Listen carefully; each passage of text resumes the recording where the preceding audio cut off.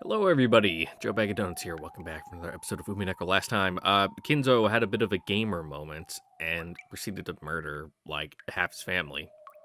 Plus Genji. Fucking fat owl there. Man just took a stray bullet. Or, well, in this case, just her fucking arrow. But who's to say what it really was? Ooh, we're in the box. Ooh, it could be anything. Ooh, we gotta pry open the lid, find out what really happened. And to do that, we will continue reading. Because Rosa seems to be in some kind of like dungeon cave thing. Fitting for her. She should be in jail for child abuse. But anyway, that aside, let us continue on. I don't really have much little preamble here to say, other than, oh man, I'm glad I looked at my storage space before I started recording this, because I had 2 gigabytes of space left in the drive where I keep my OBS recording folder. So yeah, I deleted all my old recordings, and after this, I'm gonna have to go into my actual series folders and move them all to my backup drive that I have separately. It's like a external hard disk. I really should get an SSD, because whenever I'm moving an entire series folder, it takes fucking half an hour to transfer over the 60 plus gigabytes of all the videos. And it's a real pain in the butt, and I don't like waiting that long, but it's the labor of love that I do for you guys.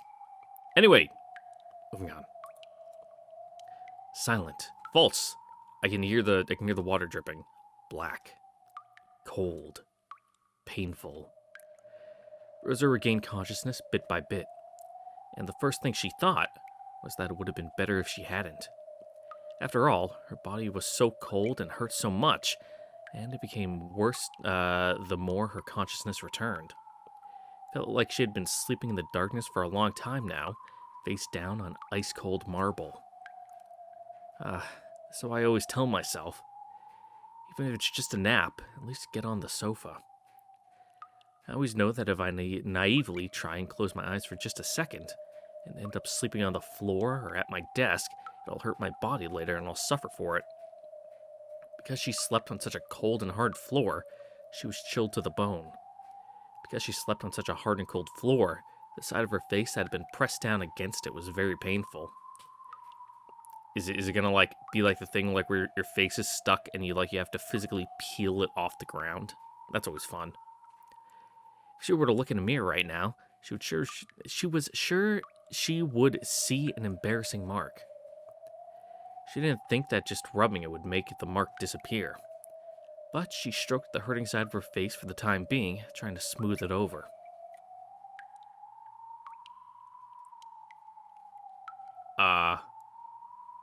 Where is this?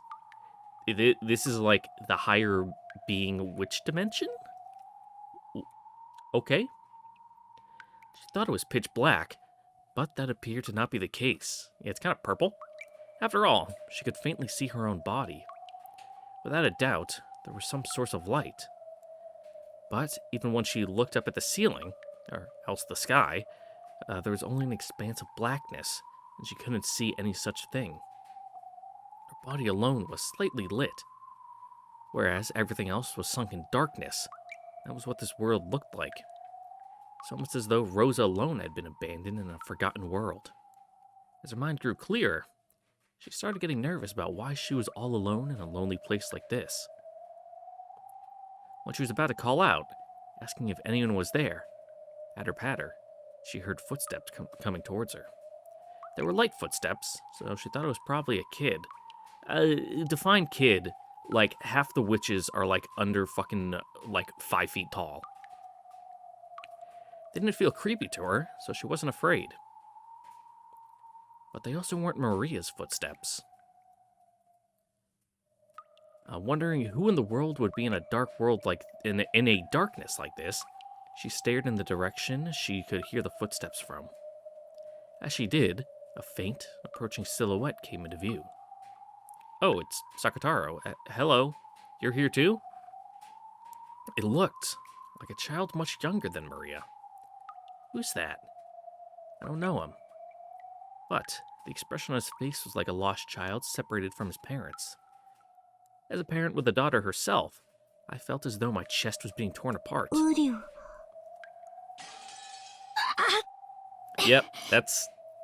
The instant the kid muttered that infantile word, I felt a sharp pain in the half of my face that was aching from the cold floor, as though it had been pierced by a long, thin, hard needles. Ugh. I reflexively placed my hand against that side of my face. 大丈夫？まだ痛い？ありがとう、僕。ここはどこ？すごく寒いわ。こっちへ来て。And why is like water dripping? Do you guys need to get like a plumber in here? Like you're gonna get like rot in the floorboards. ここにいちゃいけない。He took my other hand and pulled with a grim expression on his face. I don't have a clue what's going on. However, a single honest expression from a child can often tell the truth better than 100 empty words from an adult. She didn't understand the situation, but even so, Rosa dashed along with him wherever she was pulled. However, this was a world where nothing could be seen in the darkness except for her own forms, for their own forms. She couldn't even really feel whether she was actually moving forward as she ran. Even though I'm running, I can't even feel any wind.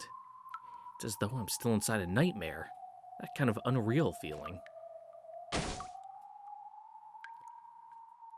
So even though I was running, I couldn't maintain my sense of balance, and my legs got tangled and I fell.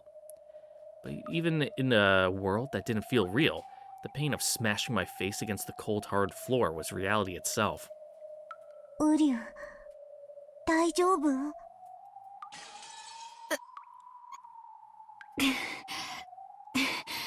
ごめんなさいね。頭が痛むの。When he said that, infantile word... what did I just say? Am I having a stroke? Infantile word, Uryu, pain like being stuck with needles ran through my head again. Even though it had only happened twice, I was somehow able to understand that his word was the cause of my pain. So I said so frankly. ごめんなさい。その、ウリュウという口癖をやめてもらえる？ I don't think he's like physically able to. It's like part of his like soul. ウリュウ。ちょっとやめてって言ってるでしょ。ごめんなさい。This time, I got the feeling that his words of apology made me feel a sharp pain in my forehead. It's called a migraine. What is this child? I know there's no malice in him, but when I'm around him, my head hurts. 大丈夫？早く行こう。ここは行っちゃダメ。どうしてここにいちゃダメなの？ねえ、ここはどこ？あなたは誰？あなたのママはどこ？僕を作ってくれたのはママだよ。You. He stared at me with round eyes. This kid's mama is me? Who is he? Who is this kid? I don't remember at all. 僕のこと忘れちゃった。ママが僕を作ったんだよ。ちょっと冗談はやめて。私の子供はマリアだけよ。そう。マリアはどこ？ I don't know, back at the guest house. マリアはどこなの？マリア！ I suddenly grew uneasy about Maria not being there. Why am I all alone at a place like this? Where's Maria? Maria being there for me is the only thing that keeps me together. マリアはいる Even though け you ど try to fucking stay away from her as much as 今は possible. マリアじゃない。今は会わ What a ない little, 方 what a がい little いの。 tsundere you are, Rosa. Sundeer, as I've heard some people say. その方がママのためだし、マリアのためなの。マリアのためにも逃げて。え？何を言ってるの？マリアはどこ？マリア！返事をして！マリアに見つかっちゃう。早くこっちに来て、ママ。 He pulled my hand again.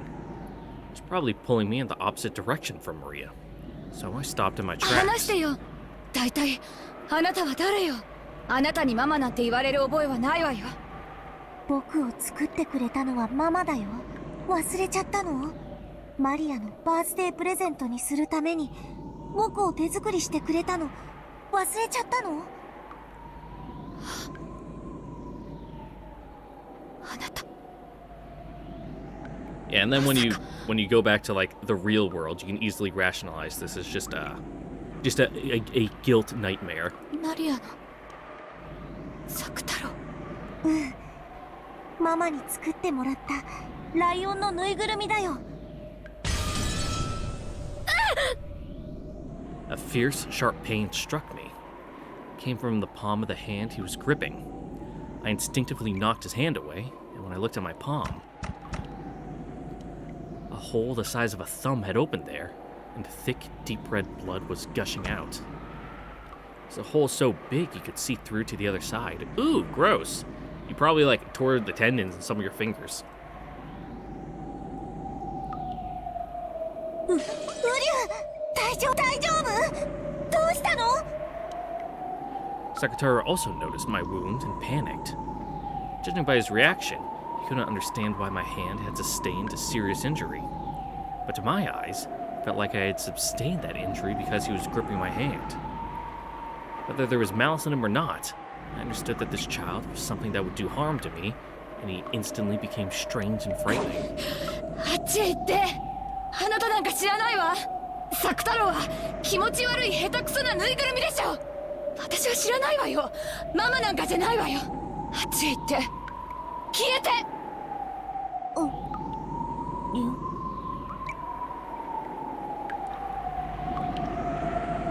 Slowly, the base of Sakatara's neck tore in a horizontal line.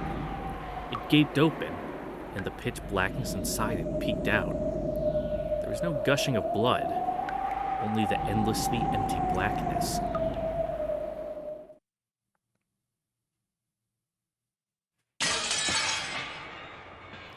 Then, from the inside of the gash, cotton snow poured out, and he slumped over, scattering bits of cotton about. All that remained there was crumpled yellow cloth, and bits of cotton that looked like sticky, crushed cotton candy.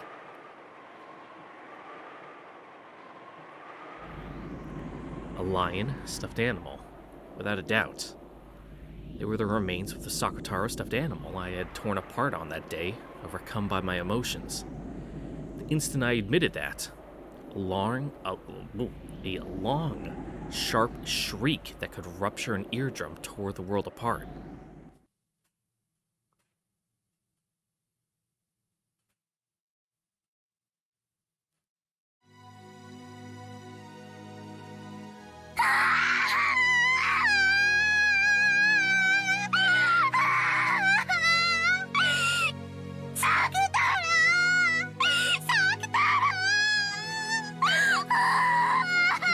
Call an ambulance.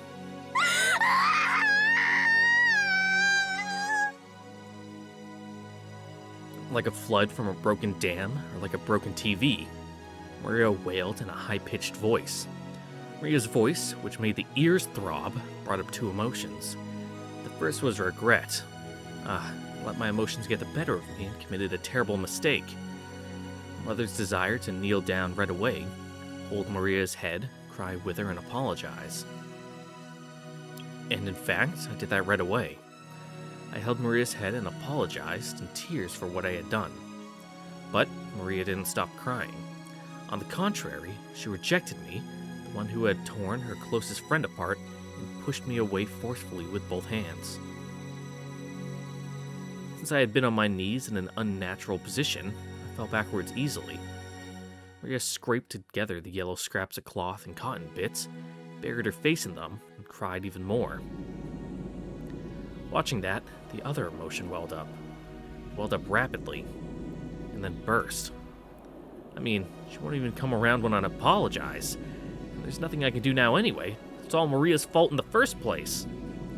I mean, she can't make any friends because she's forever taken up with this make-believe stuffed animal thing.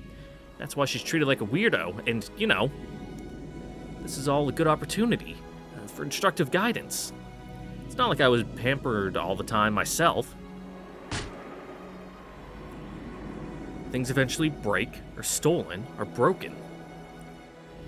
Even I had lots of toys and treasures stolen, broken, made fun of, and thrown away by my brothers and sister and father and mother.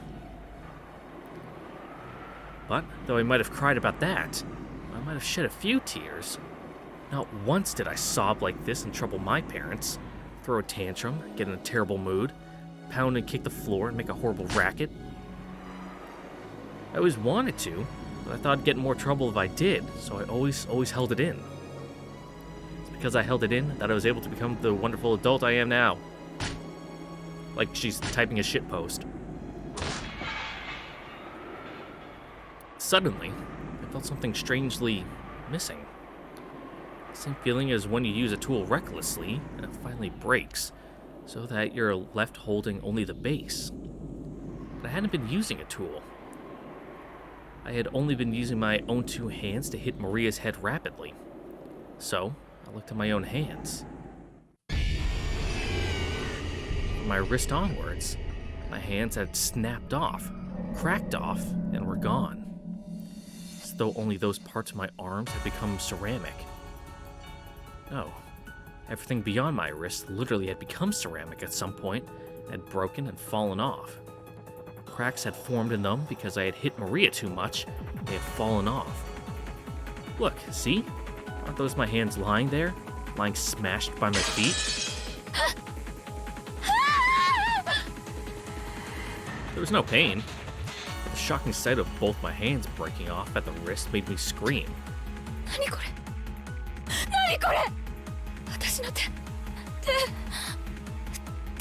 Someone get the Gorilla Glue. これでもうマリアを叩けないね。 Ignoring my confusion, Maria said that with a very cold voice. And she slowly moved her hands away from her head, where they had been defending against my barrage. 何よこれ。私の手。何をしたのよマリア。これは何なのよ。何これ。何これ。 A black silhouette was suddenly standing behind Maria. It was the silhouette of an adult. Who? Oops. Oh, hello, Beatrice. 絵本をめくり、温かい食事を作ることのできる腕なら残してもよいかと考えた。ママはマリアの頭を撫でるより叩く方が多いよ。 You definitely got like some fucking TBI. 絵本なんかめくってくれない。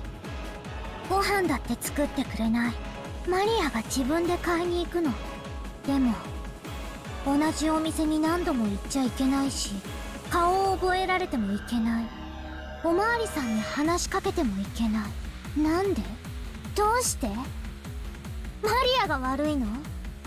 マリアはママに撫でてもらったり、絵本を読んでもらったり、一緒にご飯を食べたりしちゃいけないの？ You get to do that, like maybe once a year. どうして？マリア悪くないよ。マリア悪くない。ママが悪い。ママが悪い。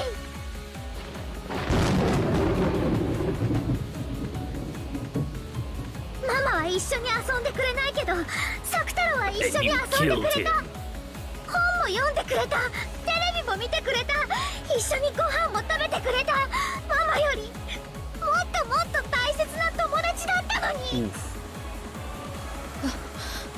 悪かったと思ってるわ。 Well, yeah, you shouldn't be. 仕方ないでしょ。 No. ママは仕事で忙しいのよ。仕事で。ママの仕事が忙しいのは知ってるでしょ。 You're busy fucking work in Hokkaido. 仕方ないのよ。 Eating crap. 仕方ない。そうだ。これは仕方なき。そなたの娘が傷つき、心を引き裂かれ、涙に血を浮かべることさえ、これは仕方なき。なれば今この場にてこのようなることになるもまた、すべては仕方なきこと。さあマリア、母を名乗った女の言い分は以上だ。許せ。いいな。No. 無罪か。はたまた有罪か。許せない。ママは有罪だ。 You ain't wrong. サク太郎にママがしたのと同じ目に合わせてやる。ママを首の縫い目のところから引き裂いて中の綿をぶちまけてやる。 Gross. Maria's eyes ominously flashed blue. In that instant, invisible, massive arms stuck their fingernails out and grasped Rosa's entire body tightly. Bones all throughout her body made sounds like twigs being stepped on as they readily cracked and broke. Rosa vaguely understood. Massive arms are probably my own arms from the time I tore Sakataro apart. From a stuffed animal's perspective, my arms must certainly have been this massive. So I could have imagined what would happen next. The sharp fingernails stuck strongly to the base of my neck, and I heard the skin tearing with my own ears. Then, watched over by the two witches, Rosa's flesh was split in two, top and bottom. When Sakataro had been torn apart, bits of cotton had flown out like snowflakes. But in Rosa's case, something like black tar came out, filthily flying all over the place. Words are hard. There wasn't even a trace of the red of blood. There's something black, filthy, and thick. It's probably what a bloodless, tearless human kept inside their body instead.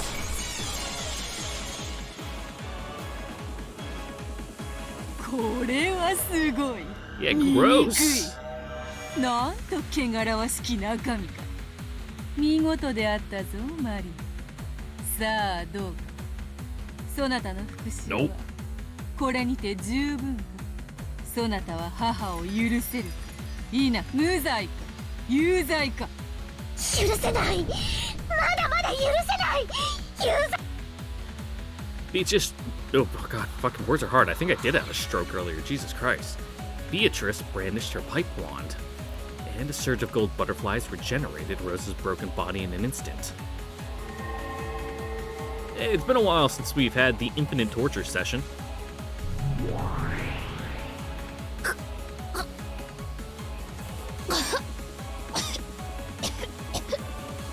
一つの命で償えぬほどのそなたの大罪。身をもって知れ。 Man, Rosa just can't catch a win at all, fucking can she? そして自らの深き罪を思い出せ。さあさあ思い出してごらんなさい。そなたがどれほどの罪を犯したのか。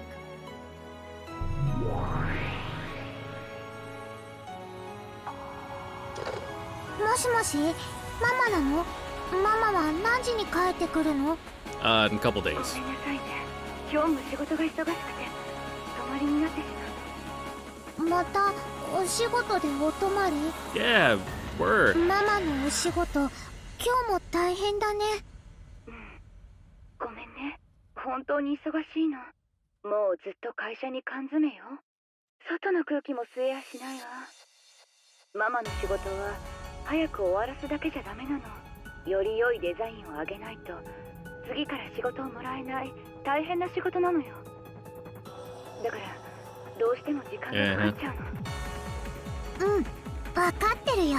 マリア、いい子でお留守番してるからお仕事いっぱい頑張って早く終わらせてお家に帰ってきてね。ママのお仕事を分かってくれてありがとう。明日美味しいケーキを買って帰ることを約束するわ。 Do you remember to do ケー that? キいらないよ。ケーキ屋さんによって遅くなるよりその分ちょっとでも早くママが帰ってくる方が嬉しい。大丈夫よ。早く帰ってくるわ。だから美味しいケーキを2人で食べて美味しい紅茶を2人で飲んで一緒に新しい Don't give tea to 絵本 kids. It has caffeine in it. It'll stunt their growth. この間買った狼と羊のパズルで遊びましょうね。2人で一緒に約束よ。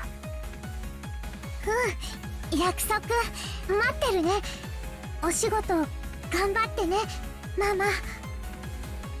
ほうほう、寂しい話ではある。 Mm-hmm.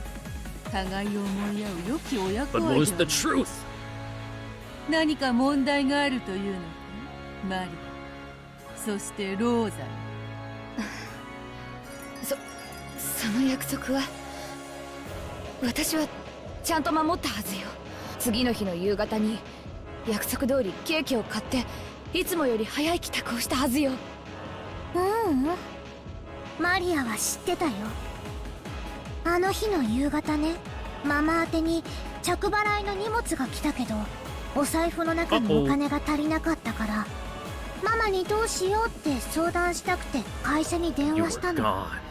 特別な時以外はかけちゃダメって言われてたけど、ママのお仕事の大切なものだったら悪いしと思って電話したの。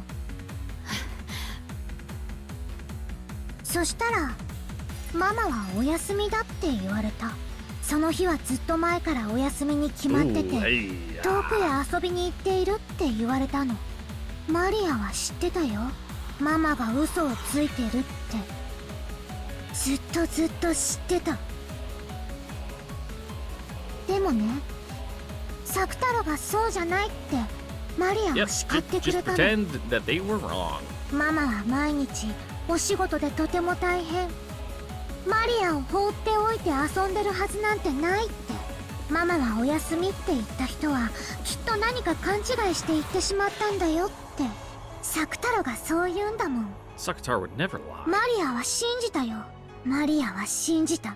ママ大好き、ママ大好き。もちろんママだってマリアを愛してる、愛してるって。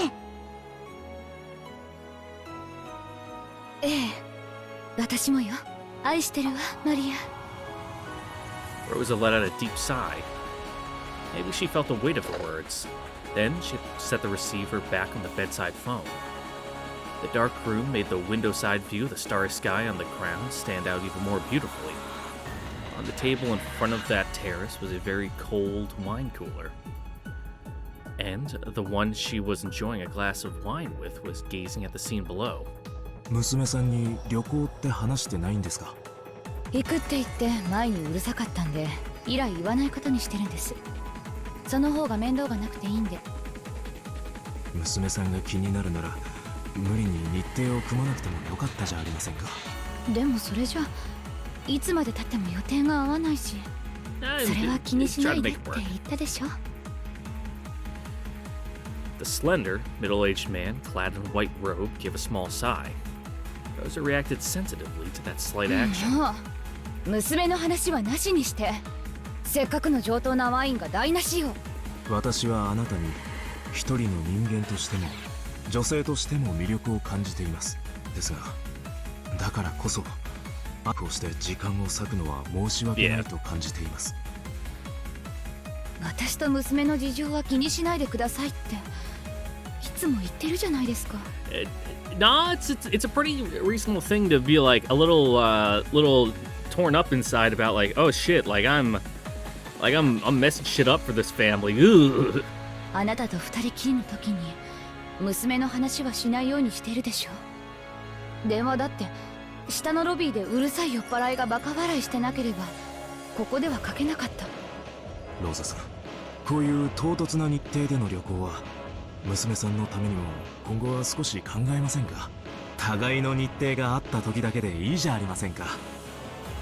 それじゃ全然日程が合わないじゃないですか。私はいつだって一緒にいたいのに。それは子供の恋愛の仕方です。大人同士の恋愛はもう少しストイックであるべきですよ。ローザさんと一緒にいられる時間が長く取れないことは僕も寂しいです。ですがその限られた時間と機会で僕たちは十分に大人の恋愛を楽しめていると思いますよ。それはもっと娘と一緒にいろと、女でなく母でいろということですか？あなただって望んでいることでしょう。娘さんと一緒にゆっくり過ごしたいとあなただって思っているはずだ。僕は逃げません。僕との時間を優先するために娘さんを犠牲にするのは気の毒だと申し上げたい Yeah, ので he's す。 like, I'm not sure how I feel about your balancing your priorities, putting me over your daughter. Like, I appreciate it that you love spending so much time with me, but it's also like, ugh. 奥さんとのより Oh, どうしたんですか？別れるのが嫌になったんですね。妻の話はしたくない。あなたが娘さんの話をしたくないのと同じです。子連れの女は面倒だって思ったんでしょう。 Yes. そんなこと今までに一度も言ったことはありませんよ。みんな子連れだと分かると手のひらを返す。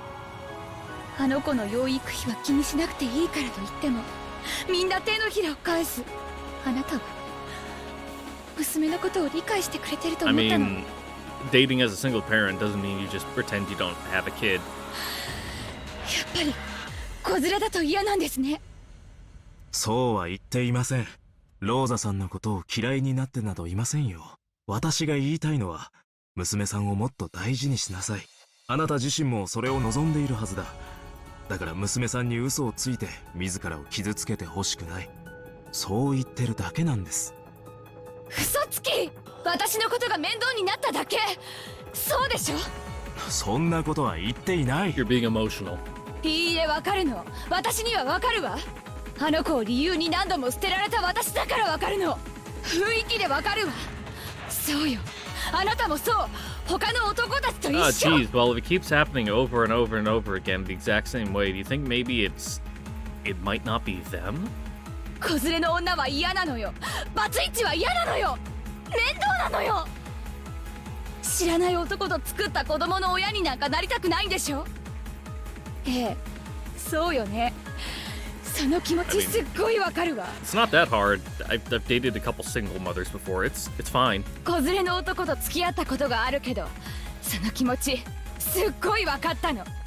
だから娘を理解してくれるあなたとなら一緒になれるって信じたのに。Guilty. そうよ、あんたなんて邪魔だったのよ。あんたさえいなければ私はとっくに女としての幸せをつかめたのよ。あんたの存在が私の幸せをいつも邪魔するのよ。私だってあんたなんか産みたくなかったわよ。いいえ、違うわ。あんたと一緒に幸せな家庭を築けたらと思ったわよ。でもあんたが生まれる直前にあいつは蒸発したわ。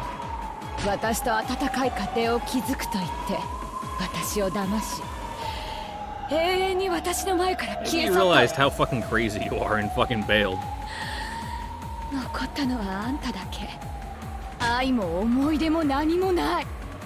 あの男は今どこへ。私との日々を温かな思い出に勝手に変えて新しい恋人に出会ったかもしれない。そして今度こそ幸せな家庭を築けたかもしれない。そして私はあんたがいる。恋も探せ Yeah, ない。 this trait sucks. 男は好きに女を渡り歩いて武勇伝気取り。なのに女には、私にはあんたがいる。あんたという重しがいるのよ。あんたのせいで私は恋を探せない。愛が得られない。いいえ、それさえも許されてないわ。私には一人で酔いつぶれたい夜さえ許 I され mean, て you い can ない。 just be like a fucking wine mom and just sit at home and like get drunk. It's あんたは like 誰。 it's not fine, but it's better than what you've been doing. 何者。私の人生を台無しにして私の新しい人生さえ許してくれないあんたは私の人生の何者なのよ。 Your daughter. 死ね。消えろ。あんたなんか生まれてきた時から大嫌い。あんたがお腹の中にいた頃から大嫌いだった。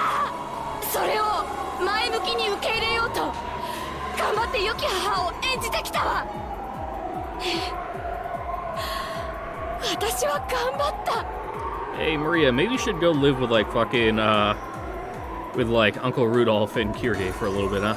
同世代の女性たちが独身を謳歌し、時に恋に遊び、あるいは愛に結ばれるのを横目に見ながら。 I mean, you'd be fine with like Hideyoshi, but I don't think you and Ava would gel too good. 私は女と母の二足のわらじを履き続けたわ。その私の苦労を誰がねぎらったの。誰も褒めない、称えない。 And living at the main house with like fucking Kraus Nazi would probably be hell. 自業自得。子持ちは嫌。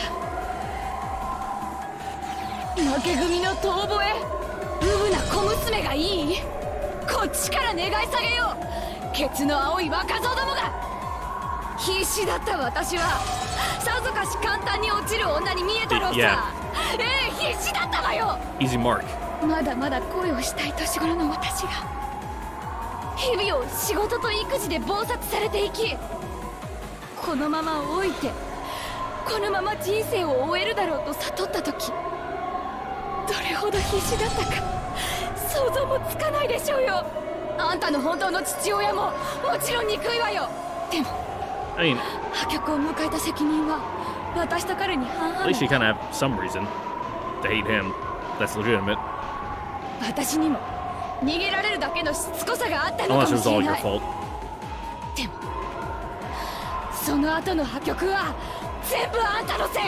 私はあんたにそれをなじったことはあったないでしょ。 Well, yeah, because you look really fucking pathetic. 男に逃げられて酔いつぶれたいその次の日があんたの授業参観。泣き晴らした目を厚化粧でごまかして、あんたが的外れな発言をしてクラス中から失笑されてた時の私の気持ちなんてあんたどころか世界中の誰にもわからないでしょうよ。 Oh, classic Maria. あんたが嫌い、大嫌い。そしてこれまでにあんたを本当に愛したことなんて。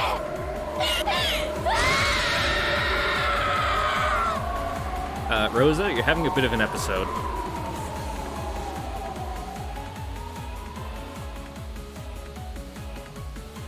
Maria's face was frozen. Words really were blades. Maria's whole body would have probably been stained red with fresh blood by now, as she fucking sliced into deli meat. Even after gaining the power of a witch and resolving herself to take revenge for Sakutaro, she couldn't stand these curses coming out of her mother's mouth. Hey, Beatrice, you mind intervening here? 醜い。ああ、情欲に溺れた女のなんと醜きことか。 Like a cat in heat. これがこの女の本性よ。邪悪を極めし千年の魔女のわらわとて見るに耐えぬことこの上なし。ああ、マリアよ、今こそ決別の時。そなたの母を名乗った醜き肉の塊を打ち砕け。そなたの無垢なる魂が親子なる鎖にてこれ以上束縛される意味はなし。自らの魂を自らの手で今こそ解放せよ。そなたは自らを守る牙と爪を。 Yeah, with magic. マリアを苦しめてきた日々を今こそ思い知らせてやる。苦しみの日々を今こそ復讐してやる。 Woo! その私を苦しめてきたのはあんたじゃない。私が復讐したいくらいよ。あんたが生まれる前にそうすればよかった。あんたなんか産まなければよかった。消えてしまえ。うわGross. As Rosa howled, her upper body was crushed in a way that can only be described by the word splat. And in an instant was turned into something similar to a wrung, blood-stained towel. 潰れてしまえ。許せない。許せない。 Yeah, Rosa kind of sucks. クズがふさわしい姿よ。 Even though everything from Rosa's waist downwards was upright as normal, the upper half of her body alone was crushed. The extreme difference was altogether bizarre. Then she fell over, but her body was regenerated the instant she fell.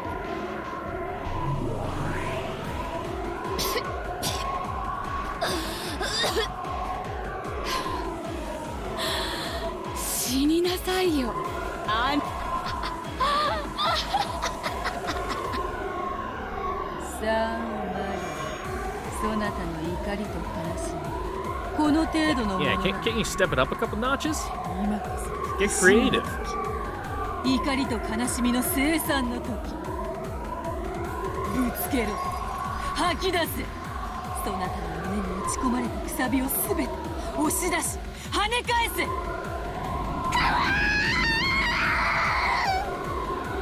Let me see your war face! Maria's howl was colored by the ugly sound of flesh and bone being simultaneously crushed. As Rosa, who had foully insulted Maria, lay spread eagle, a neat, perfectly circular area of her chest was squashed into a pulp, as though it had been trampled by an invisible elephant. Her heart and her lungs and her ribs were trampled so mercilessly that they were completely indistinguishable. Might have symbolized the pain in Maria's heart up until today. さあマリア、そなたの気はこれで晴れたの。母の罪が許せるか否か、無罪か有罪か。 Guilty! 許せない。まだまだ全然許せない。ママは有罪だ。有罪有罪有罪。許せない。無論だとも。そなたの苦渋の日々が Good thing we have infinity to work with. 思い知るがいいローザ。さあさあ思い出してごらんなさい。そなたがどんな姿をしていたのか。 Yep, up and at him. 殺されるためによみがえれ。己が罪を見そぐために殺されよ。何度でも。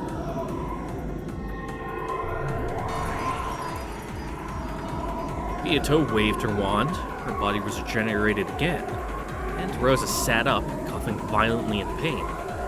And once again, she spat out curses rejecting お前は Maria. ママなんかじゃない。魔女だ。マリアとママを苦しめる魔女だ。ママの姿をしているからって許さない。許さない。魔女はあんたでしょ。気持ち悪い本ばかりよね。魔女ごっこにかぶれて消えるのはあんたの方よ。あんたのせいで私まで変わり者扱い。あんたのせいで、あんたのせいで。お前なんか産まなければよかった。お前なんか生まれてくるな。生まれてくる前から。 Yeah, you've already said that. You got any more, like, new material? Maria screamed. She was unable to bear her anger and... Was she unable to bear her anger and sadness? Or else, was she taken over by an indescribable emotion? It was surely a cry of hopelessness. And yet, this was the reality that had to be accepted. Even Maria knew. She had known that she was thought of as a nuisance. But even though she knew it, she did not believe it. She believed that she was loved by her mother, and all the various events that should have made her doubt this. She did her utmost to interpret in a positive light, trusting and clinging to her mother's love. But she had no one except her mother. Despite all this, she really did love her mama, and wanted to return to the days when she could still believe that her mama loved her too. So she howled. She brought everything to nothing. She would not accept it. She denied it. She denied the Black Witch making her mother say such things, and the part of herself that couldn't forgive that mother. But she couldn't deny it. This was reality, fact, truth, the answer. Unmistakable, absolute reality. Maria turned Rosa into a lump of meat over and over. In a dark world that reflected her heart, over and over it echoed. That ugly sound which would make one want to cover their ears, with flesh and bone being torn apart. Each time, Beatrice revived Rosa. She dragged her back into the world of endless torture, from which even death was no escape. This was the true deepest hell of the endless which Beatrice could create. However, this world was not made endless by Beatrice's will, because every time Rosa turned into a lump of meat, Beatrice asked the same question to Maria. 気は晴れたかマリア。そなたの怒りは Nope. 母を許せるか。 Yeah, we might be here a while. You can sit down, Beatrice. Get comfy. 許せるものか。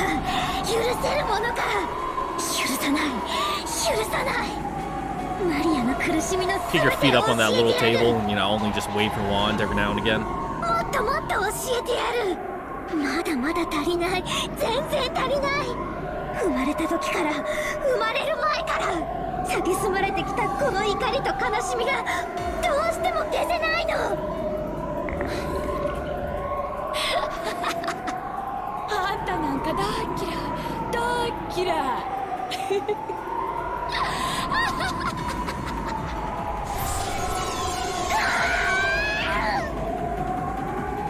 Again and again, she revived her. Again and again, she returned to a lump of meat. In all kinds of ways, she crushed her, smashed her, beat her, and tore her to bits. Flying blood splattered, and flesh had, by now, turned into once pitch-black world into a mix of red and black.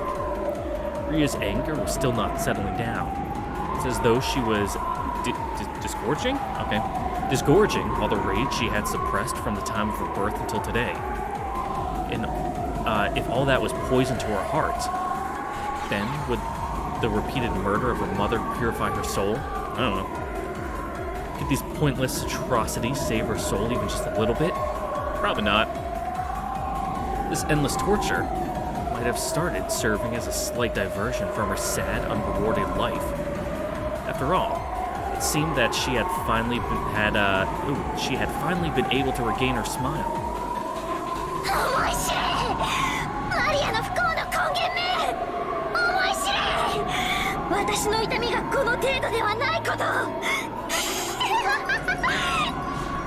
どうしたのもう笑わないの笑ってみせろよ There we go.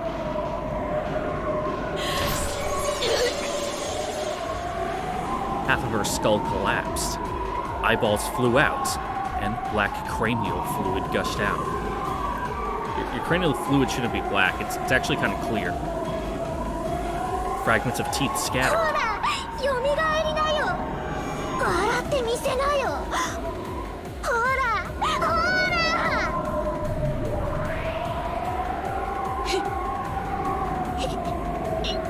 The reason I know what color cranial fluid is because we have to learn it in our first aid training. Because we have like a thing where like if someone's airway is blocked, it's like a tube that goes through their nose, like into like their esophagus to like open an airway for them to breathe. But you're not supposed to put it in if they have like clear fluid like flowing out of their nose, because that could mean that there's a like crack in their skull and like their fucking cranial fluid is flowing out through their nose cavity. So if you like stick the hose in, you could just go in and just stab their brain, which is bad, and you're not supposed to do that. It's against best practices in first aid to stab someone's brain. Her whole chest, along with her ribs, turned inside out, spewing her filthy innards everywhere around her. All of them writhed, looking like some kind of foul creature. ほらほらよみがえってまだ笑えるまだ笑える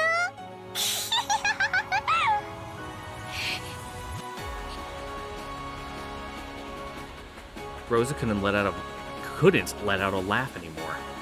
But her face was laughing. It was covered with a twisted laugh, which is filled with a malice that rejected her unwanted daughter. I erased that laughing voice. Next, I'll erase that laughing face. I'll erase it, I'll crush it, I'll tear it to bits. 笑えよ笑ってみせてよママ I think you're kind of having a little bit of a moment there, Maria. Also, why are your front teeth pointy? You like file them down? You're not supposed to do that. どうしたのママ起きてよ Oh, they could be 絵本 child 読ん teeth, で so they're gonna fall お out 散 anyway. 歩に行こうよ Oh, 9? Yeah, kids are still losing their fucking their kid teeth at 9. I didn't lose like my first tooth until I was like fucking 8 or something. Like it was real late for me.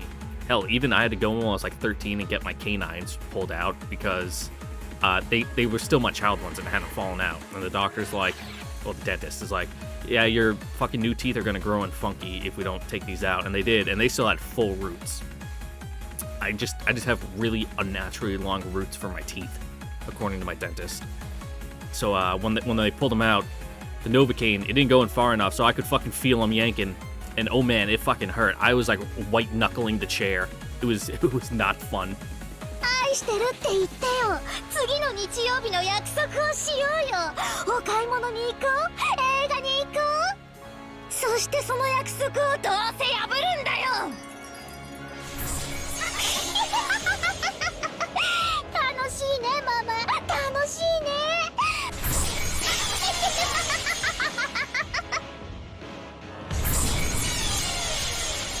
そうだ、そなたは今母と遊んでいるのだ。じゃれているのだ。I think Maria just needs like one of those little popper things that like kids have in their backpacks now. I got like fucking Amogus one for my nephew, and he fucking loves it. どうか今の感情は。Just little fidget things for them to do in class, like when they're paying attention. 怒りでも悲しみでも苦しみでもないはず。そうだね、わかるよベアトリーチェ。私は今すっごく楽しいよ。ママと遊んでるんだもん。すっごく楽しい。そしてママを何度も何度も殺してるのに魔法一つで好きなだけ生き返らせられる。 And magic is おも awesome. ちゃは壊したら直せないから大事にした。でも治るおもちゃなら何度でも壊したい。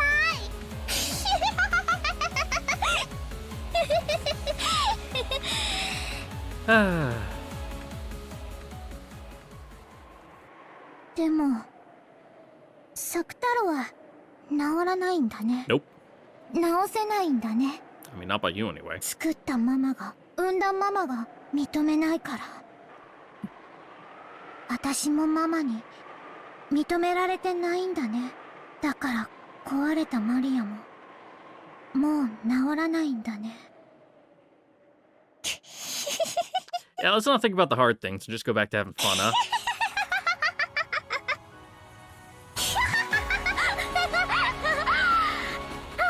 楽しいな。楽しいよママ。こんなにも楽しくなったらなぜかママが許せる気がしてきたの。ねえベアト、これはとっても不思議な感情。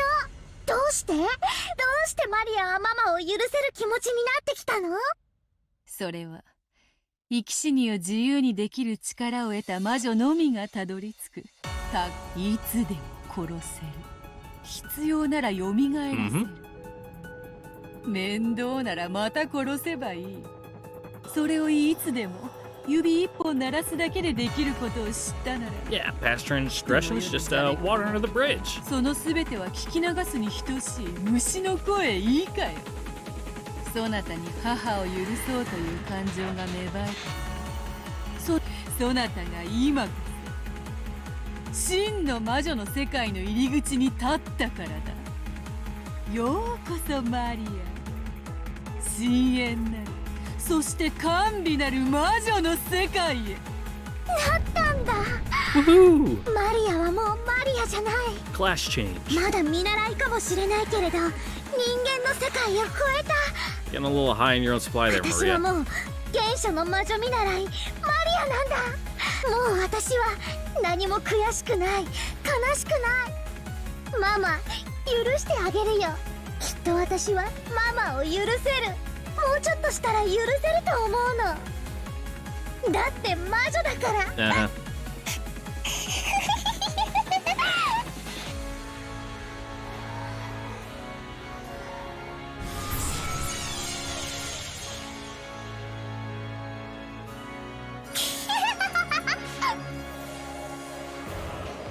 It probably would forgive her mother eventually, after brutally murdering her countless times. Generously.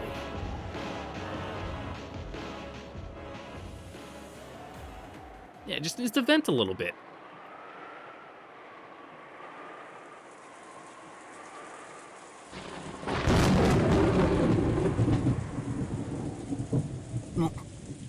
でけえな、今の落雷は。近いんじゃねえか？みたいだね。いくつになっても落雷にはビクッとさせられるね。 I think it's rad. I fucking love watching lightning storms.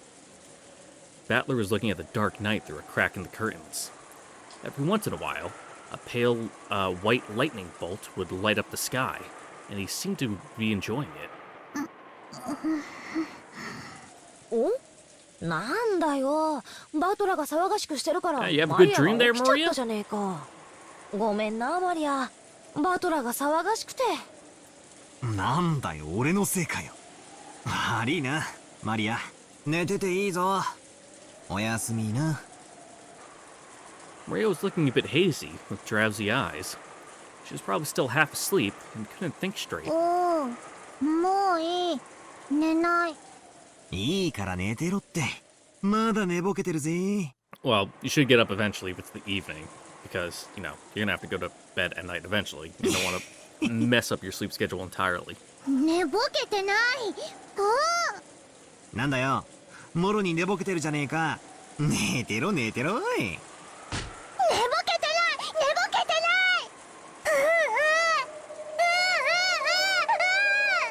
ない。よせってバカバトラー。 Yep. もう I know pushing buttons is fun, but, you know, なんてバカだな。 I gotta know when to lay off. 寝ぼけてない。寝ぼけてない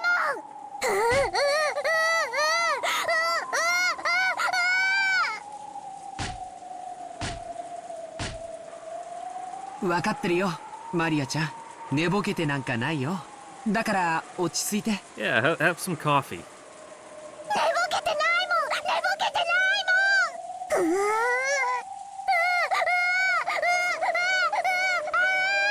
Look what you've done. Maybe it was because of her dubious mental state after waking up, but Maria suddenly threw a tantrum. In Battler's mind, he had only been teasing her a little bit, so he was taken aback by this extreme overreaction. George hugged her and held her head, trying to calm her down, but Maria's tantrum wasn't quelled easily. Battler and Jessica were trying to push the blame on each other, saying, "That's your fault. It's your fault too." こら二人とも静かにして。ジェシカちゃん、ポットにまだお湯があったよね。お茶でも入れてあげてくれる？落ち着いたマリアちゃん。 Looked like her tantrum was dying down bit by bit, but she was still glaring at Battler, who had made fun of her with sharp バ eyes. トラー君もふざけて言っただけなんだよ。マリアちゃんが寝ぼけてるなんて思ってないよ。だから落ち着いてね。Yeah, Battler.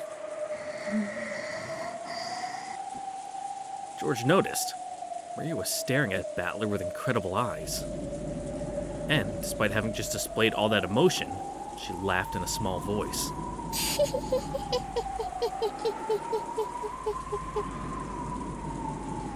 Instead of a laugh, it seems more like she was muttering while savoring.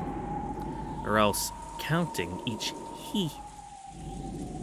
As though each time she said he, she was making something brutal happen over and over.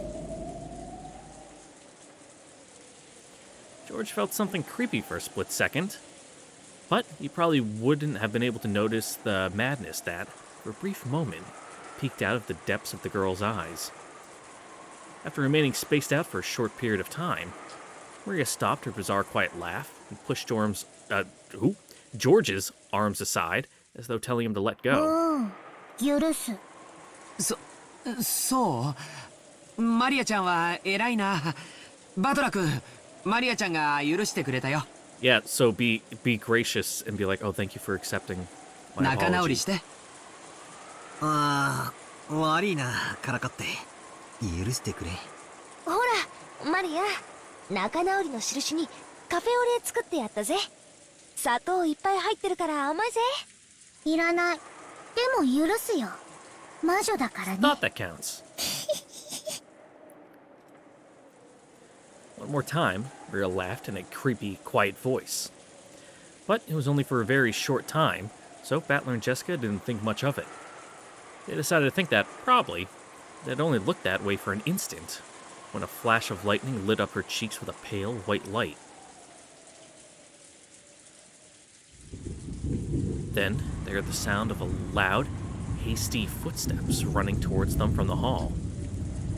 It was already about 10:30 at night, a time that could be safely called late at night. Hearing footsteps like that at this time was not very peaceful. Then, along with a clearly disquieting and wild series of knocks, they heard Goda and Kumasawa's voices.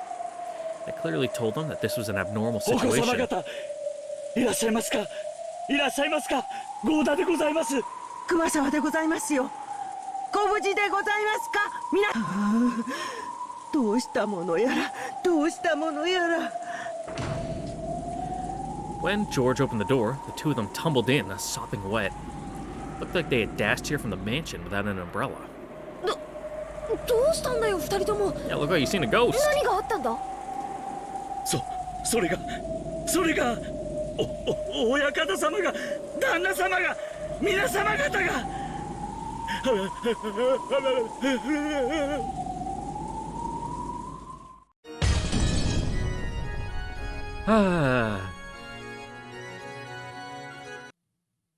Oh, that was a interesting musical transition there for all of like 10 seconds. Don't know why they did that, but we'll keep going for a little bit.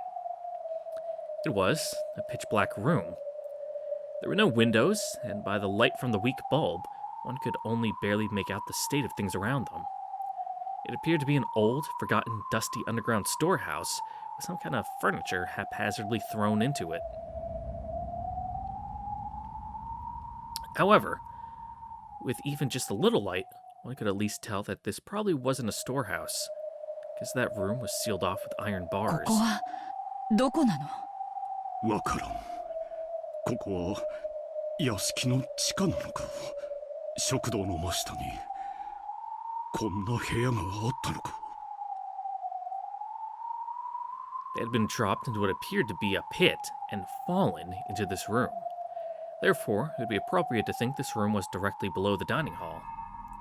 However, not even Kraus could bring himself to believe that there were pitfalls rigged in his beloved dining hall, where he had enjoyed his meals for years, and that directly below it was this dungeon-like room. But the ceiling, when they looked up, was made of rugged stone, and they could not understand from where in that ceiling they could have fallen. No, all 5 people who had dropped here thought the same thing. Although they had felt a sensation of being dropped into a pit, there was no way that there could be pitfalls in the dining hall, nor could this dungeon-like place be directly beneath it. But, in point of fact, they had fallen into this place and were locked in, and so they were confused. あの高さから落ちて誰も怪我をしなかったのは幸運かもしれませんな。シャノン、カノン、君たちはこんな部屋の存在は知っていたかね。いいえ、僕たちもこのような部屋のことは存じかねます。本当に？ Mm-hmm. 本当です。 Yeah, it's like the lab underneath the mansion in Resident Evil. 本当にこの部屋知りません。 It seemed that Kyrie thought there was a good chance that, despite their age, they might know of the mansion's secret tricks as servants permitted the one-winged eagle. There was a long silence, as if evaluating their answer. いや、シャノンたちが知らないのは事実だろう。何しろ綺麗好きのシャノンだ。彼女がこの部屋を知っていたならもっとピカピカに磨き上げているだろう。この部屋の汚さが君たちがこの部屋を知らないことの証だ。 So, your plaster's falling off the 今は walls. そんなことよりこれからどうするかの方が先決だと思わんかね。その通りです。警察にいえそれから救急にも早く電話をしなければ。 Najo's words rang hollow. Obviously, 6 people had been killed in the dining hall. They had all witnessed the exact moment when the 6 had been killed. And what's more, it had been done by half destroying their heads. Anyone could tell with just a single glance that they had been dealt a fatal injury. Everyone understood that calling for an ambulance now would be completely meaningless. ありがとう、南條先生。私たちは伴侶がもう生きてはいないことを理解できてる。気休めでも救急と言い添えてくれてありがとう。夏日。 Once again, an oppressive silence took control of them. But Kraus shook his head harshly over and over and decided just for now to forget the pain of losing his wife, and dedicated himself to figuring out where they were. みんな聞きたまえ。親父はもうダメだ。 Yeah, he's gone a little nutso. 口で言って理解や説明が求められる段階にもうない。 Nobody answered. Without any kind of decision or mercy, discussion or mercy, 6 people had been killed in an instant. And Kinzo had so boldly proclaimed for them to become sacrifices in a 13-person murder ritual. Since they had been locked up in this place, they too would probably become the ritual's next sacrifices before long. Around this time, their eyes were becoming used to the darkness, and bit by bit, they were starting to be able to make out the dungeon's interior.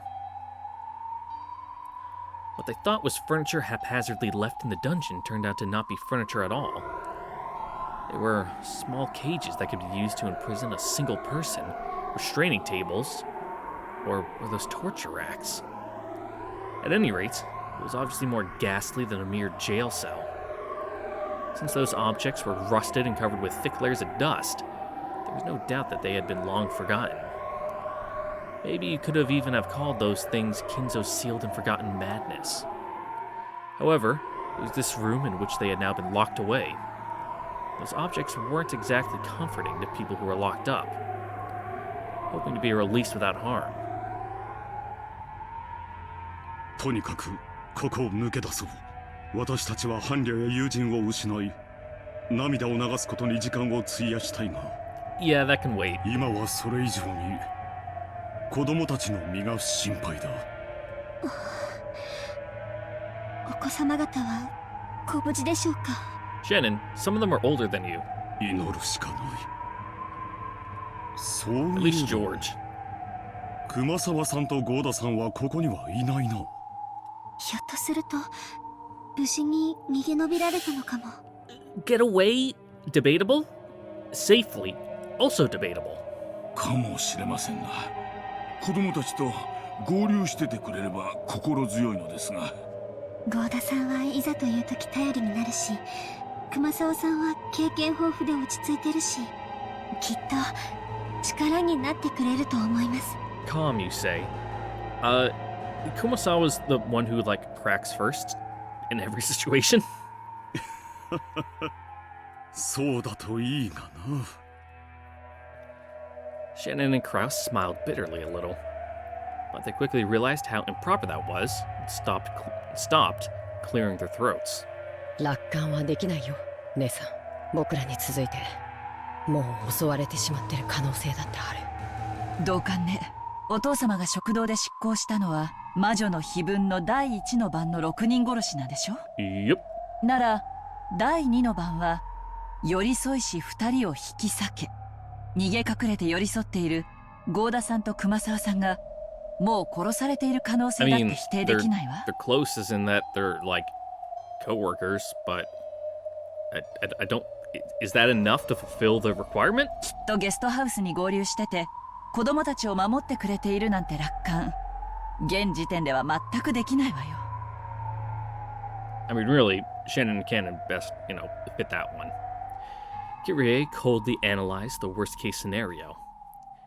Even for her, it was heartbreaking to have lost her beloved husband. But right now, the more important thing was protecting that husband's son, along with the other children from becoming sacrifices in the insane family head. Man, I'm just fucking flubbing words all over this episode. Jesus Christ. She overcame her sadness with a parental urge to protect the children. Seeing that both Kyrie and Krause were strong enough to forget their grief, if only for the time being. They could let their tears flow later. For now, in order to protect the children, they had to act. とにかくここを脱出しよう。相当古い牢屋のようだ。なんとか鉄格子を破れないだろうか。室内をくまなく探して脱出手段を探してみよう。ここにはガラクタがいろいろあるわ。何か役に立ちそうな道具とか落ちてないかしら。武器になるものがあるかもしれないし、鉄格子を破れるものがあるかもしれない。 Kyrie pulled a lighter from her pocket. She herself didn't smoke, but she kept one tucked away in her pocket to light Rudolph's cigarettes. It was an extremely valuable source of light for searching through this dim dungeon. シャノンはキリエさんを手伝い、室内を探索してくれ。カノンは私と一緒に鉄格子の具合を確かめてみよう。これだけ古い牢屋だ。ひょっとするとガタが来ているかもしれない。私は何をお手伝いしましょうかな。Just stay there and look pretty. 体力を温存していてください。やがてここに親父殿が現れるだろう。親父殿に言葉が届くのは南條先生だけです。ある意味南條先生に我々の命は握られているかもしれない。Also, you have a lot of weight. We can use you as a battering ram. You can tackle Kinzo or something. 私の言葉などもう届きはせんでしょう。申し訳ないが、そのお役には立てそうにない。なら南條先生のお医者としての知識を貸してください。人間を即座に混沌させるような毒って存在するのかしら。I mean, instantly? 人間を即座に混沌させる毒？どういうことですか？私たちは落とし穴に落とされてこの地下牢に落ちてきたと信じている。あの混乱している場で私たちはそうだったろうと信じたわ。でも You've been こ sedated の and 地 then 下牢 just の tossed 広 in さを here. 測ってみて分かった。この地下牢があの食堂の地下というのはありえないことなのよ。どうしてありえないってわかるんですか？姉さんはバカだな。 I mean, yes, but この地下牢は食堂に比べて狭すぎる。その通り。1番目に落とされたのはクラウス兄さん、2番目が私。クラウス兄さんはこの部屋に落ちてきた時その場を動いたかしら。お恥ずかしながら落下の痛みでうめいていたよ。 no, that's fair. I've had some fucking bad wipeouts where you just gotta lay on the ground for a bit. そのすぐ傍らに桐江さんがすぐに落ちてきたんだ。食堂でのクラウス兄さんと私の立ち位置と落下時の落下場所の距離が明らかにおかしいのよ。確かに言われてみればその通りです。その次に落ちたのは私だからお二人の位置関係はよく覚えている。食堂でのお二人の間の距離はこの部屋よりもあったかもしれない。私たちは落とし穴に落ちてダイレクトにここに落下したわ。集合する下水道管みたいに一度集められてからここに落ちたわけじゃない。落下は一瞬だったでしょ。そんな凝った排水管みたいな穴を転がされた覚えはないわ。確かに落とし穴では説明がつかんな。 Yeah, おかしな話だ。 don't think too そ hard れ about と it.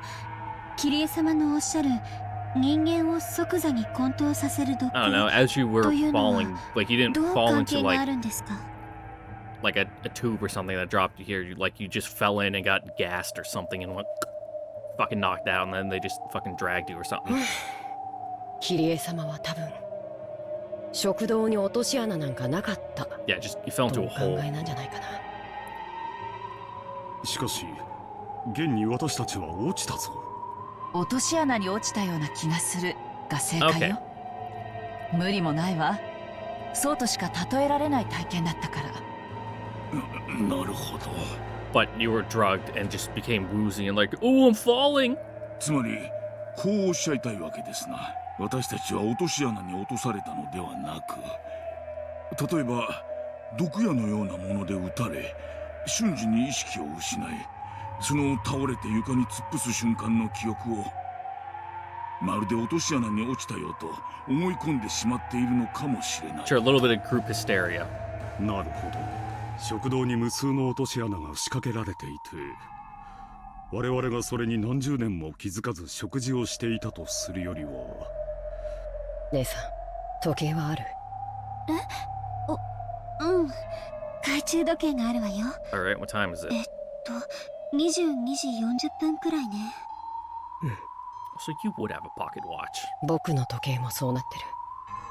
つまり僕たちは食堂での大騒ぎから十数分も時間を経過させてないってことになる。私の時計も同 Where do 様 you だ。 put it? Does that uniform even have pockets? 我々が混沌させられてどこかへ担ぎ込まれたと仮定するには時間の経過が短すぎる。時間だけを見るならやはり我々は食堂の真下へ落とし穴で落とされたと考えるのが妥当だ。時計の針なんていくらでもいじれるわ。私たちが気絶している間に全員の時計を巻き戻したのかもしれない。その可能性がなかったことは証明不能よ。Okay. 落とし穴にせよ混沌させる毒にせよ、 Doesn't 私た change ち the は current 用心する situation, に yeah. 越したことはないというわけですな。それで南條先生、混沌させる毒は存在するんですか？それは Yeah, define instant. It needs to like circulate in your system for a little bit. キリエさんの論法と同じですな。私の知らない未知の毒物に Yep, fucking devil's そうい proof う it. 紅葉のものがないとは証明できません。用心に越したことはないということね。ごめんなさい。無駄な質問だったわ。ただ、私の仮説により、この地下牢が食堂の真下とは限らないという可能性は示唆できたと思う。Yeah, no matter how, you're in a different location. 広大な森の中のどこかに隠されていると噂される。親父殿の隠し屋敷の地下牢に運び込まれている可能性もある。ここを脱出して外へ出ればそれもわかる。それを詮索するのはここから出てからでもいいだろうな。その通りね。本当にごめんなさい。さっきから無駄な質問と詮索ばかりだわ。いや、とても頼もしいよ。今後も何かに気づいたら教えてくれたまえ。Their thoughts are a little all over the place. So by tying off little loose threads for the time being, able to focus more efficiently and go in one direction. ここを脱出する何かのヒントになるかもしれない。ルドルフからいつも聞かされていたよ。君の発想にはいつも驚かされ、時には重要なヒントにもなるとね。君がここにいてくれたのは不幸中の幸いだ。ありがとう。私もルドルフさんに聞いてるわ。クラウス兄さんは普段は威張っているけれど、いざという時は責任感にあふれる頼りがいのある兄だって。I'll have to take your word for it. さすがにそれは世辞が過ぎるね。くそ。それにしても頑丈な鉄格子だ。Your best bet is to try the door. カノンの方はどうかね。いいえ。 Not try to break the bars, こちら but も like 待ってく force れ。 the hinges or something. Unless it's on like rollers. Kraus and Cannon tried wiggling each of the bars in various ways. There were a few bars that could be twisted, and a few felt like they had enough room to rattle around a little bit. But even so, they cannot be broken with human strength alone. However, there's still hope that they could use some kind of lever-like tool. It's still far too early to give up yet. The children's lives were hanging in the balance. Even if there was no hope they could stop their struggle, they couldn't stop their struggle. And it was better even for them to act this way. If they were to stop, there is no doubt that they would once again be overcome by the grief of losing their loved ones and crouch down, clutching their knees.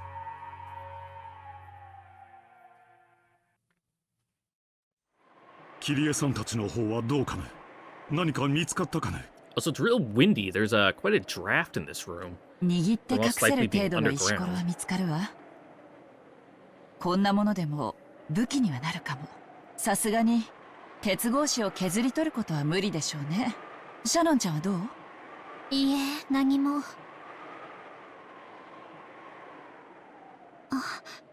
これ電話です。Is it hooked up? つながってるわけもないわ。でもコードは何かを縛ったり武器にも使えるかも。What, use it as like a garrote? Is that what it's called? Like the piano string and just fucking choke someone? 壊して分解すれば金属部品を取り出せるわ。クラス兄さん、鉄格子を開ける鍵穴はもちろんあるわよね。ああ、だいぶ鍵穴の大きい大時代的なものだがね。針金のようなものでいじれば騙せるかもしれないな。You need some pretty stiff wire. 電話の金属部品で何か代用できるかもしれない。その電話武器になるわね。投資と同じだよ。情報は武器だ。Kraus and Kyrie laughed together at a way of putting the phone to use, which didn't remotely look at it as a means of communication. Sure, fucking I butchered that sentence. Moving on. 何やってんの、姉さん。その電話つながってるかなって思って。バカだな、姉さんは。あれ？ Suddenly, Shanna let out a small, surprised cry. キリエ様、この電話つながってます。なんですって？ Oh, you got a dial tone? It was like when people move out of an office, taking everything with them, leaving only the telephone behind. That's the feeling the phone gave off, having been left in the corner of the cell. The cord was round into a coil, one end of it being swallowed by the wall. But at a glance, it looked as if it could plausibly be connected. But to think that it actually was. Kyrie took the receiver from Shannon and pressed it to her ear. The electric hum was certainly the one with which she was familiar. This phone was indeed live. Well, have the phone lines been severed this time? 警察へ連絡しましょう。待ちたまえ。話がうますぎる。盗聴されているんじゃないのかね。そんな細工するくらいなら普通は電話線を切断するわ。電柱が本気で見落とした可能性が高い。They just forgot. 気づかれたら Just jump. 今度こそ電話線を切断されるかもしれないわ。警察への通報を盗聴されて何も困ることはないのだし。That did make sense. The point of a wiretap was to overhear some important piece of information. The way things were now, I cannot think of a single thing that would come up in a conversation that was conversation to the outside world that could be troublesome to have heard. Kyrie instantly concluded that it was more likely to be a mistake on Kinzo's part than a trap. 確かに一理あります。外線は確か0番からだ。カノン君、私は電話するからあなたは外の様子を伺ってくれる？誰かが近づいてくる気配があったら知らせて。はい。Cannon raced off towards the iron bars, silenced his breathing, and strained his ears. As everyone present watched Kyrie dial 110, the police. However, she pushed the hook down repeatedly and redialed. It didn't seem to be working very well. 外線は0番から ?110 番は0110じゃないの？うまくかからない。貸したまえ。私がかけよう。Krauss took the receiver in Kyrie's place and tested various things.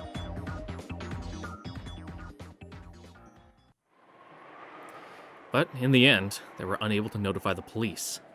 The phone itself was definitely live, but the circuit was apparently cut somewhere. Did that mean that they were not so naive? やっぱり無理ですか。敵も甘くはないってことね。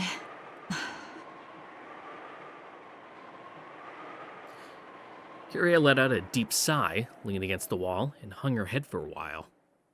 As tough a girl as she was, for a brief moment, she might actually have had the naive hope that the phone could actually work. She sneered at herself mockingly for holding on to that naive hope for even one moment. But then, she thought back upon just what was happening here. Honestly, despite having been shown such a thing right before her eyes, rather, exactly because of that, she still could not think that gruesome mass murder as something real. It was less that she couldn't believe it, and more that she didn't want to.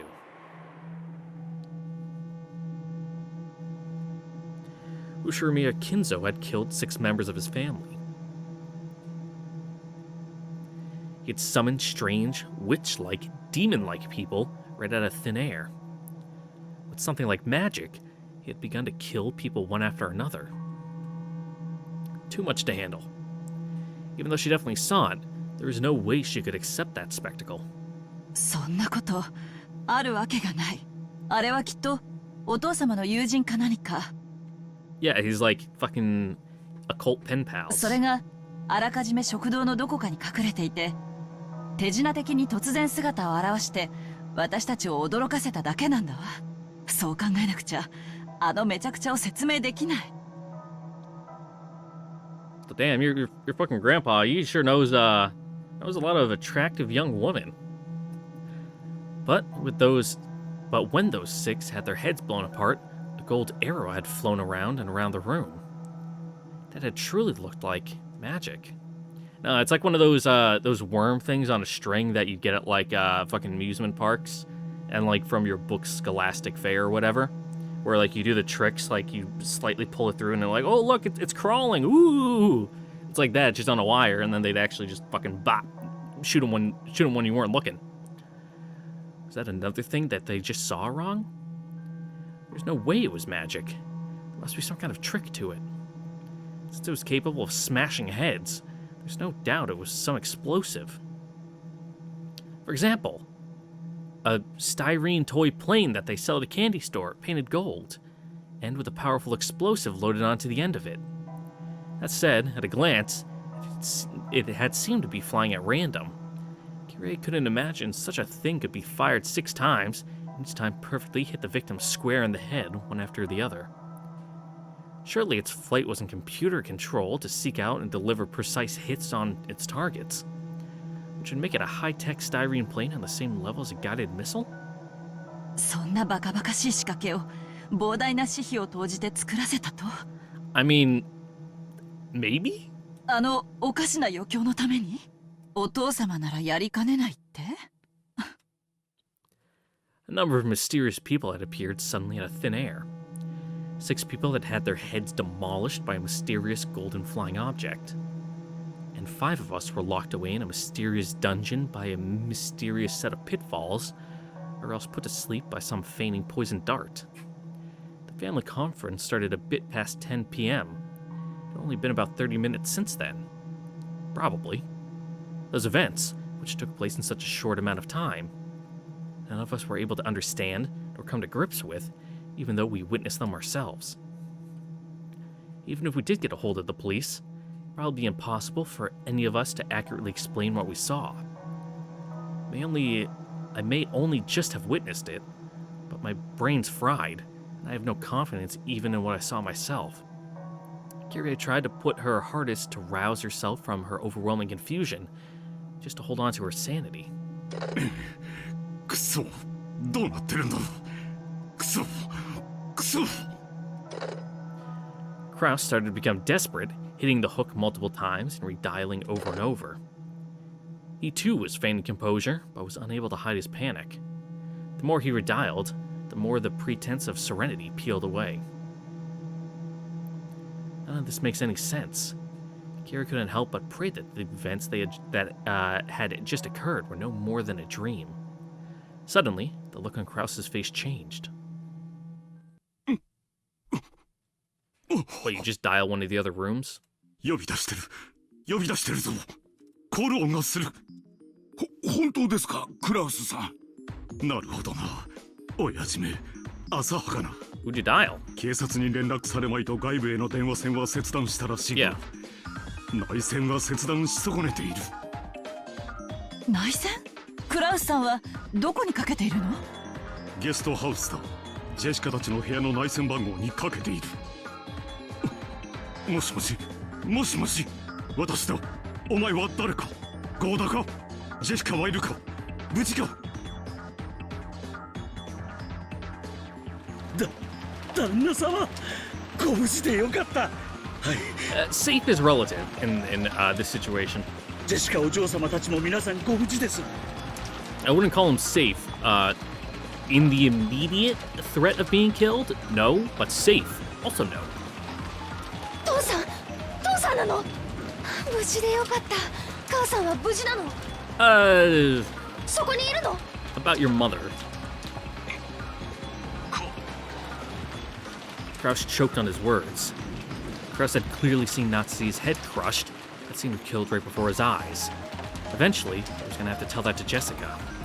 However, Kraus began to fret over whether he should tell her at this very moment and lost his words. But even that was an answer under these circumstances. 母さんはわからない。無事を祈ろう。今はお前だけでも無事でよかった。わかってるよ。Jessica's voice was filled with tears. There was no doubt for Kraus anymore. Jessica and the others had been told everything, start to finish, by Goda and Kumasawa when they met up at the guest house. After they learned that 6 whole people had been killed, Jessica and the others must have been in a frenzy about wanting to go to the dining hall. Luckily, he'd been able to call before they stormed off towards the mansion. Kraus was relieved at his good timing during such tragedy. ここには今、キリエさんと南條先生、それにシャノンとカノンがいる。地下牢のようなところに閉じ込められているが、心配するな。こっちは父さんたちで何とかする。No, I think they're in their right to worry. どこ？会いに来る。 Yeah, it turns out your old man was into some 私たち fucking のここがどこだか kinky shit. 見当もつかぬ。食堂の真下だと思っているが、そうでないかもし At れ his ない。 own BDSM dungeon underneath the house. とにかくジェシカ、そこを出てはならん。ゴーダたちから経緯は聞いているか？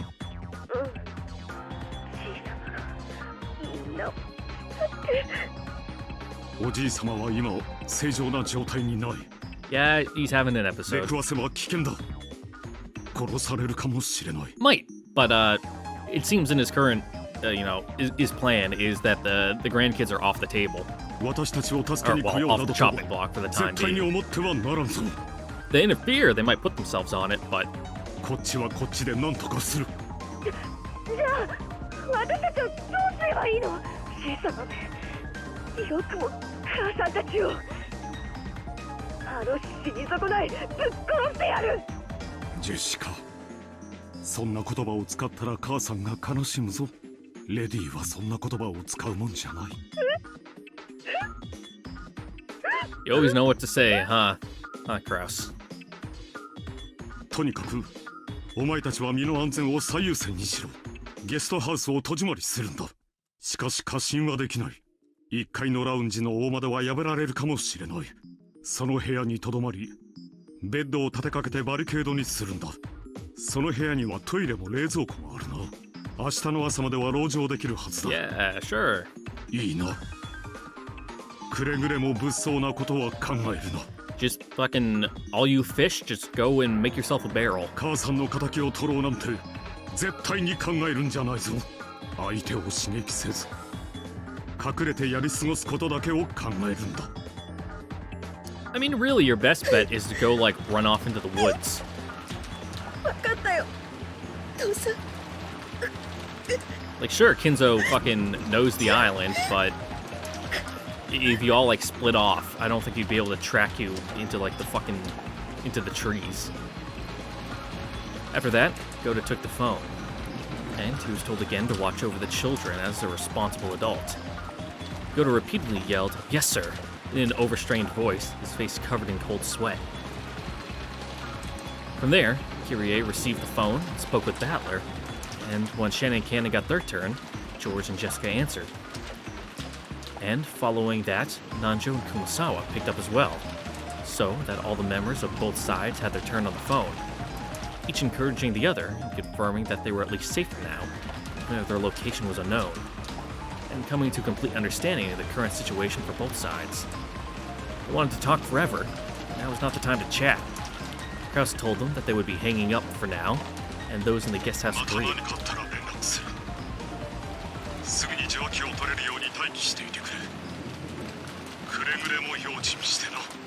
無茶なことは絶対にするんじゃないぞ。 Fuck Rosa, I guess. She doesn't get a chance. Well, she's dead. I meant, fuck Maria. She doesn't get a chance to talk on the phone. 父さんやカノン君たちが無事だっただけでも儲けもんってやつ。私たちも頑張る。父さんたちもどうか無事で。もちろんだ。それでは一度切る。用心しろ。 With that, the phone call ended. Goda and the rest of the men quickly descended the stairs, closed the shutters, and secured the strong locks on the doors. However, just as Kraus had worried, there was nothing that could be done about the beautiful wide window in the downstairs lounge. If this were to be broken, it would be easy for them to get inside. It wouldn't be hard for someone like Kinzo, who hadn't hesitated at committing murder, to invade the first floor. おじい様たちは武装している可能性が高い。部屋に閉じこもるのが最善かつ唯一の籠城方法になるね。自ら密室に閉じこもらざるを得ないのは苦しいところだけど、相手が銃を持っていたらそれしか方法がない。親方様は実銃のコレクションをお持ちとの話です。そう、あれは銃だ。銃だったんだ。だとしたら恐ろしい威力の銃だ。とても太刀打ちはできません。頭を砕くなんてすげえ威力だぜ。 I mean, if he's using like a hollow point 45, easy peasy. マグナム弾とかそういう類のやつかもな。下手な扉なら平気で貫通するかもしれねえな。だとすればますますに I mean, 部屋に籠城するべきだね。 yeah, just layer it up. You know, a bullet won't be able to go through that many layers of wood if you like slam some tables up against the door. ベッドを立てかけて窓も塞ごう。そこまですればいくら銃を持っていても踏み込むことはできないはず。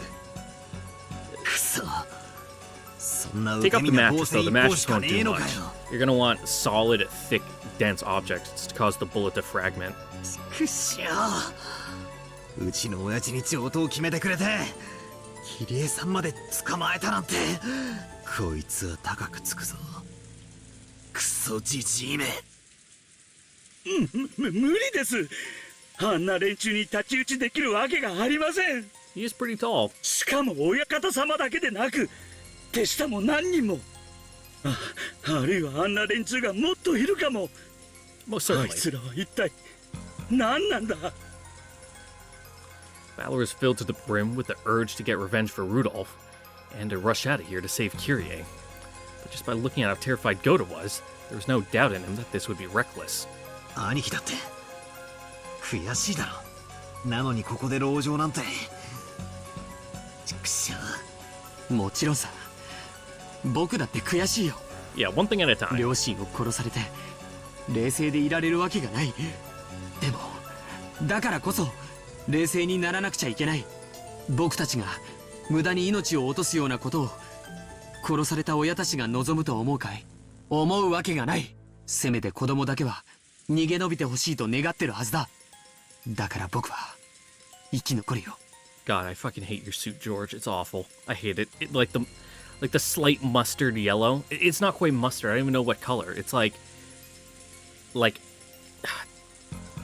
not quite piss either. It's like if you're really well hydrated and like your piss isn't clear, but it's still got like some yellow to it. It's like that color. そして警察 It's に not 通報し dandelion. 全てを暴く。仇は法廷が取る。それが僕の復讐だ。差し違えてでも仇を取ってほしいなんて親たちが望んでいるわけもない。そうだろう。そうだな。兄貴の言う通りだぜ。 I don't even know why I had to bring that up. I think it's just in contrast with him standing next to Battler, who has a much more like nice like ivory cream colored suit. It's just so fucking garish. Not even garish. Like the colors don't pop that much. It's just 俺た bad. ちがそのための生贄だって言うなら意地でも逃げ切ってその儀式を台無しにしてやるぜ。それでいいよ。それにバトラ君にはまだキリエさんがいる。僕にだってシャノンがいる。とにかく慎重に行動してチャンスを待とう。僕たちの不用意な行動は囚 Jessica われ still の彼ら has に Kraus 不利益 and を与える and 可能性だ Cannon ってあるんだから。 and fuck Maria. 人質か。でもじい様はきっとキリエさんたちを生贄にするために捕らえたわけだろう。俺たちが助けなきゃ殺されるのを待つだけじゃないのか。彼らが捕らえられている地下牢がどこにあるかもわからない。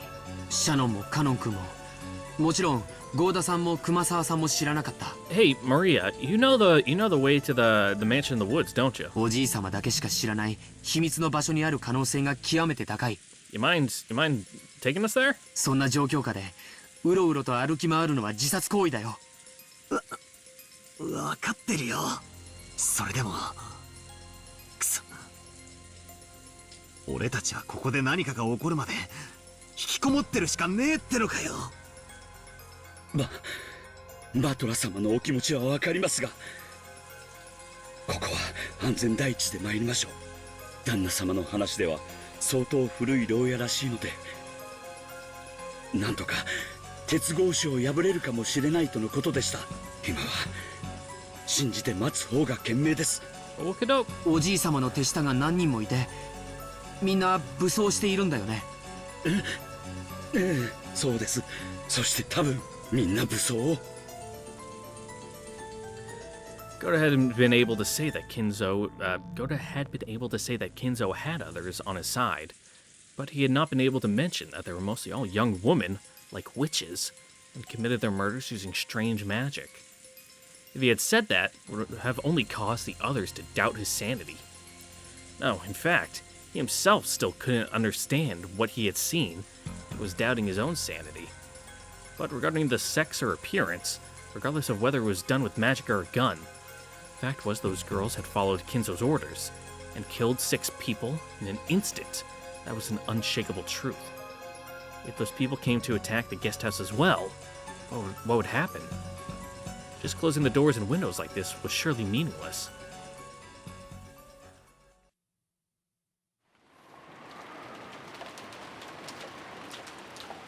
And with that, I think that's a good stopping point. I know we're like halfway through the chapter, but I'm hungry. It's like 5 a.m. and I'm dying. So with that is where we're going to end here for today. Once again, like to go watching. Don't forget to like, comment, subscribe, ring the notification bell. See you all next time for the next episode of Umineko, where we'll probably finish this chapter and maybe the next one. You know, that way, you know, there's a little more meat to chew on instead of just gnawing on the bone there, where it's just like a 55-minute, hour-long episode. Catch you guys all later. Bye.